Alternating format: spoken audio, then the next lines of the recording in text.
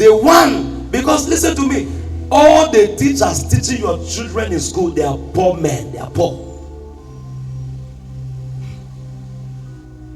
They are poor.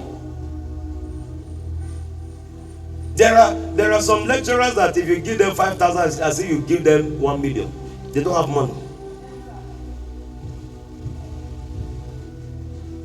And there are level you come in life that if somebody dash you 100,000, he just dash you because he dash you.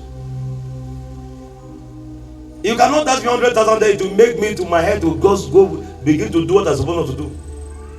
But there are those that for them to give you mark, you give them 10,000 as a teacher, they will give you A. I am not talking about 100,000 no, or 1 million. So you can buy your teachers, some of your teachers with just 10,000. But I am talking about education, that you teach your children about money, about society. There is another school at home where you call your children, you sit them down, and you begin to talk life to them. You begin to share to them the secret behind your success. Because when you see a man succeeding, there are secrets that help you to succeed. And when you see a man going down, there are secrets that kept him down. So you must impart wisdom to the next generation. Say, I hear you. Then second to the last, Father as transgenerational wealth builder. Proverbs 13 verse 22. Proverbs 13 verse number 22. A good man leaveth an inheritance to his children's children. A good man leaves inheritance for his children's children. And the wealth of the sinner is laid up for the just. Now go to Genesis 30 verse 43. You see how Jacob increased Laban's wealth and still left loaded. There is this system that Igbo do, and I know that they may not know that they copy from the Bible. There is somebody will come from the village, he will come and serve you for 7 years, and then after serving you, he will go, you will help him to set up his own, and then from there he start making money. He building his own. Then another person will come and serve him. After he serve him faithfully, he empower the person. That is how wealth moves from generation to generation. Am I talking to somebody? So we saw Laban and Jacob. Jacob went to his uncle Laban and he served him faithfully. And because he served him, that became the foundation of his own wealth, and he became wealthy when he left Jacob. And the wealth kept flowing in his generation till today. Till today. So as a father, you must aspire and do your best to leave a legacy of generational wealth. I spoke about the man in the book of 2 Kings chapter 4. If you start from verse 1. This man died and left debt behind. And the debtors came and met the wife and said, your husband is dead, but your husband borrowed money from us.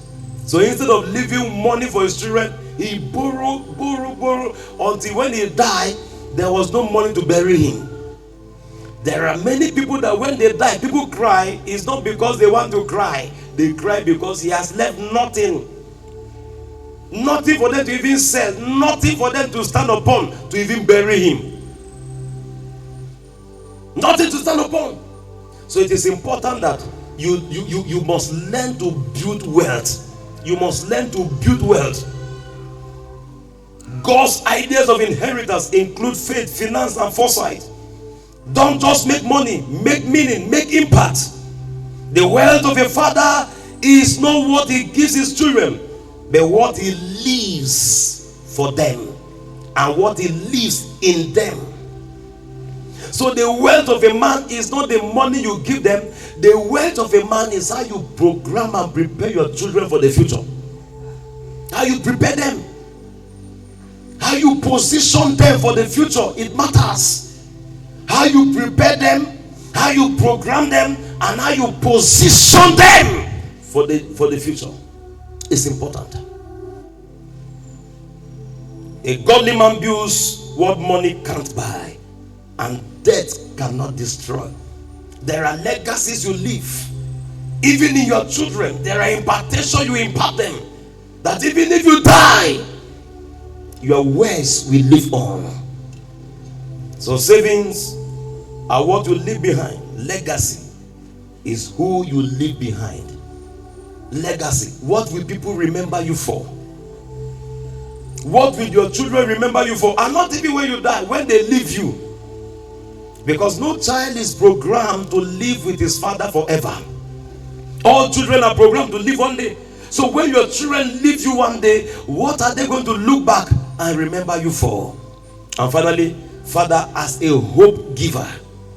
In Judges 11 verse 1, we saw Jephthah giving hope. Abraham turned from barren to father of nations. David turned debtors, distressed men into giant killers. A father sees beyond the now into the future. Into the future. Have you ever asked yourself that how will Nigeria look like in the next 20 years?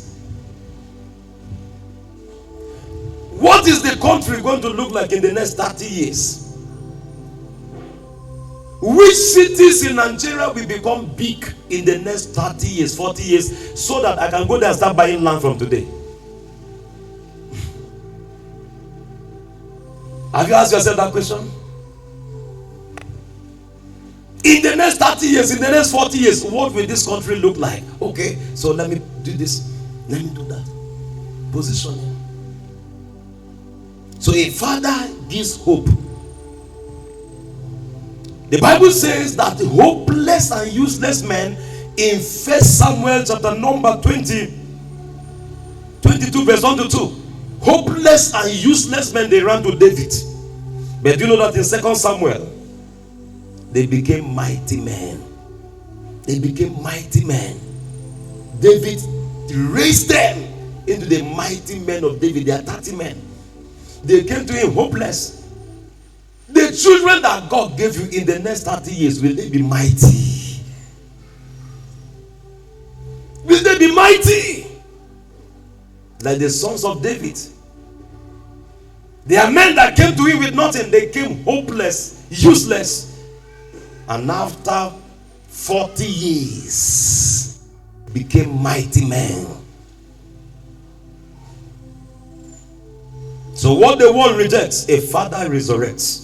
Fatherhood is the soil where buried dreams take shape. In conclusion, you must understand that like a master sculptor, the Father Jesus' character, you must put character in your children. Number 2, you must put confidence.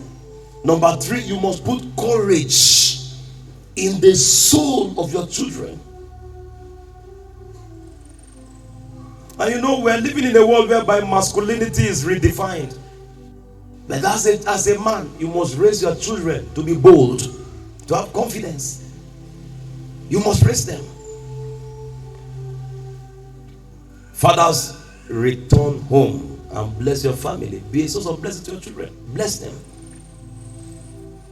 Speak life into their children, into your children. Speak life. Don't speak death. Don't speak curses. Speak life into them. Set the pace. Be a pace setter. Lay the foundation for the generation next coming. And transfer wisdom like Solomon. Transfer wisdom. And above all, give hope like David. The Bible says hopeless men came to David. And like a father, he gave them hope. Turning useless men into mighty men. And I pray that by reason of today's service, that we will go back home and be a better father.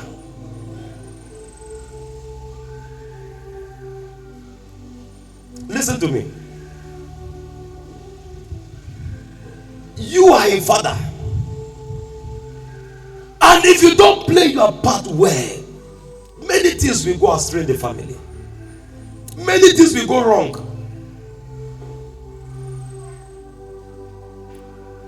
Many things will go wrong.